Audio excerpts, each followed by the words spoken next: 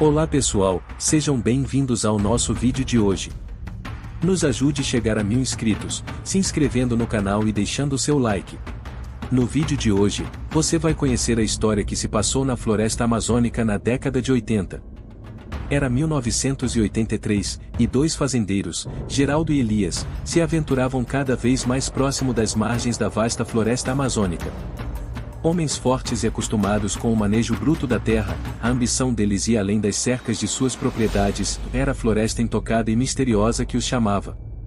A Amazônia, com suas árvores gigantescas e seu verde imponente, era mais que uma selva, era um território protegido por fiscais, cientistas e guardas, que zelavam pela fauna e flora única no mundo. Durante anos, os dois fazendeiros planejaram entrar na floresta. A intenção? Caçar e explorar os animais de pele exótica, vender madeira nobre e fazer fortuna. Mas a floresta não era um lugar fácil de invadir. Sempre que se aproximavam, acabavam por recuar, intimidados pela presença constante dos guardas. Esse ciclo de tentativas frustradas se repetiu até o início da primavera daquele ano, quando, com alguns capangas de confiança e algumas noites de planejamento, decidiram que iriam incendiar uma pequena parte da floresta, criando uma distração para os órgãos de proteção.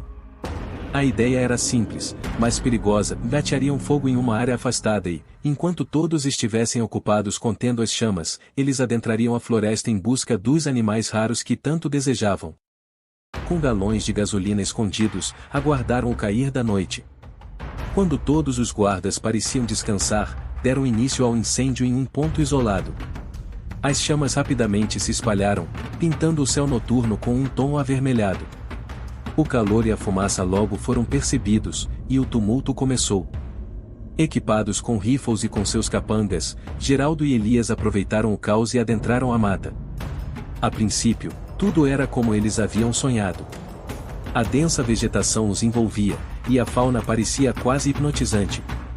Enquanto se embrenhavam pela mata, viram de perto animais que antes só conheciam por relatos ou por gravuras: onças, macacos, araras coloridas que voavam entre as copas das árvores. A beleza selvagem da floresta era impressionante, mas os fazendeiros tinham um propósito. Ao avistar um grande veado bebendo água à beira do rio, miraram cuidadosamente com seus rifles. Era o momento pelo qual esperaram.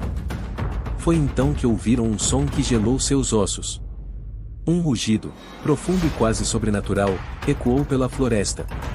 Geraldo, que era mais corajoso, pensou se tratar de uma onça grande. Mas quando ele foi atirar, sentiu o chão tremer levemente, e logo percebeu que o som não vinha de um animal comum. As árvores começaram a balançar ao redor deles, os galhos chacoalhavam como se um vento forte estivesse passando por ali, mas não havia vento. Algo, ou alguém, parecia caminhar ao redor deles, invisível aos olhos, mas presente de uma maneira opressiva e inegável. Foi então que Elias lembrou das histórias antigas. Crescendo naquela região, ambos ouviram os anciãos falarem sobre a caipora. Diziam que era um ser pequeno, com corpo coberto de pelos e olhos vermelhos que brilhavam como brasas, protetora da floresta e dos animais.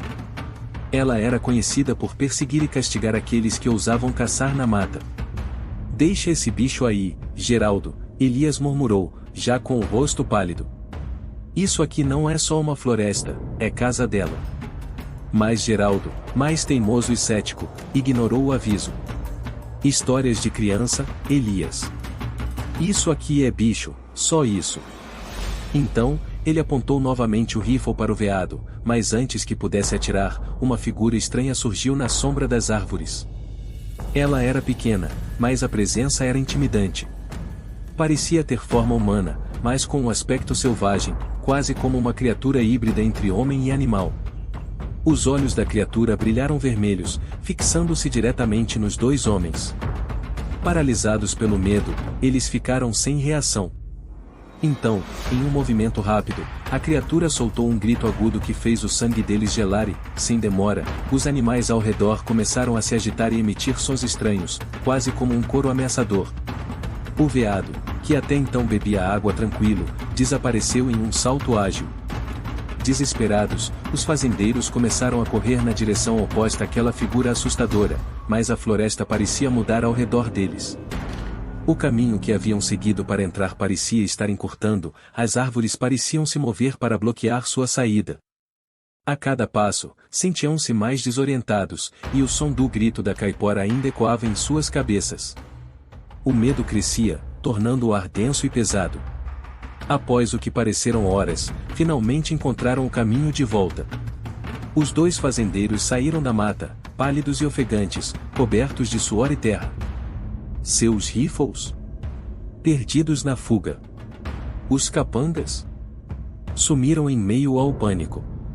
Sem olhar para trás, correram de volta para a fazenda, sentindo ainda o peso dos olhos vermelhos da caipora nas suas costas. Na manhã seguinte, quando as autoridades conseguiram conter o fogo, descobriram que alguns dos envolvidos na queimada haviam desaparecido sem deixar rastros.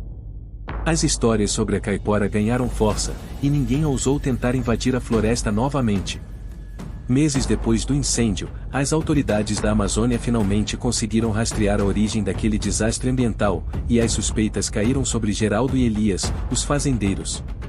Uma investigação aprofundada revelou as pistas e depoimentos anônimos, pegadas e vestígios deixados no dia do incêndio, tudo levando até a propriedade dos dois homens. Então, uma equipe foi designada para interrogá-los e prendê-los.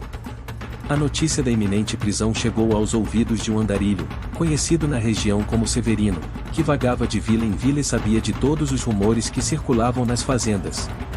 Severino, que tinha seus próprios segredos para esconder, decidiu ajudar os fazendeiros, alertando-os sobre a chegada das autoridades.